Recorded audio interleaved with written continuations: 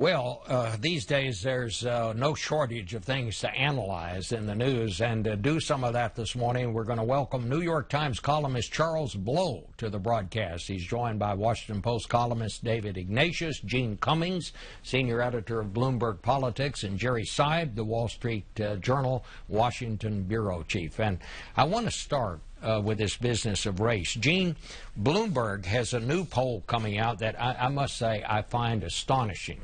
When asked if race relations have gotten better or worse under Barack Obama, the first black president, 53% of those polls said they have gotten worse. And when you break it down further, 56% of whites said relations have gotten worse, as did 45% of blacks. Are we going backwards here when it comes to race relations?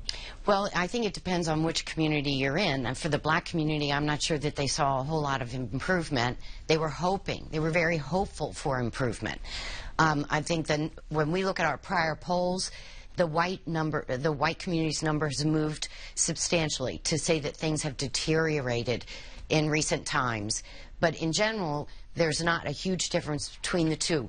Both communities now believe that things have deteriorated. And that division is evident also when we polled where the public is on the non-verdicts in Ferguson and New York. In Ferguson, a slight majority, 52%, agree with that decision, and that's driven by a majority of whites.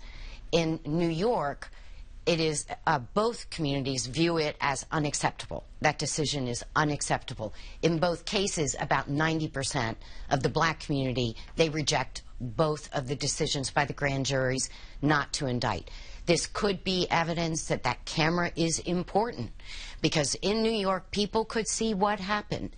And in Ferguson, there's debate about what happened. Well, Charles, I want to get back to this first finding here, that race relations are worse under a black president than they were under a white president. What do you make of that? Well, I mean, at least they're saying that's what people are saying. Right. So, but you have to ask yourself: is it a causal relationship? Right? Is it because of him, is something that he has done, or is it a reaction to him actually being the president, which is not really about him but about us, right? And I think that is the bigger question. That is a bigger philosophical question as to how do we respond to people who do not look like us?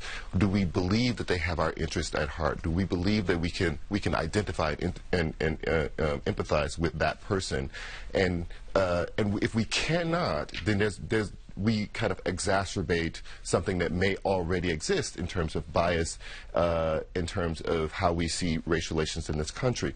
And I think that's a real question that we have to ask ourselves about who we are and whether or not things were in fact better before this president, and just we're kind of underneath the kind of under the surface. David, what do you? And I don't mean to suggest that it's Barack Obama's fault, right, but I mean I found that stunning that this would be the finding, that a lot of people say that things are worse now than they were.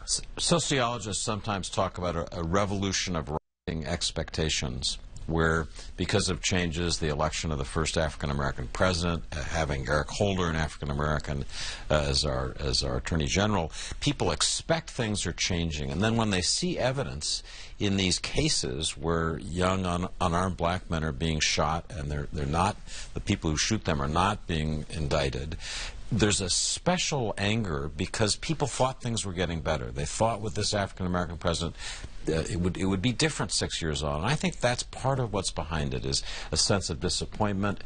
You know, America has had race issues. This is our original sin, and it's a continuum in our national story. But I wonder if the explosion of anger now doesn't have something to do with people saying it should have been better because of the changes we thought the country had made in electing Barack Obama. And it's not. And it's not. Here's this problem. I mean, how many years have we heard about driving while black as an experience that African Americans have?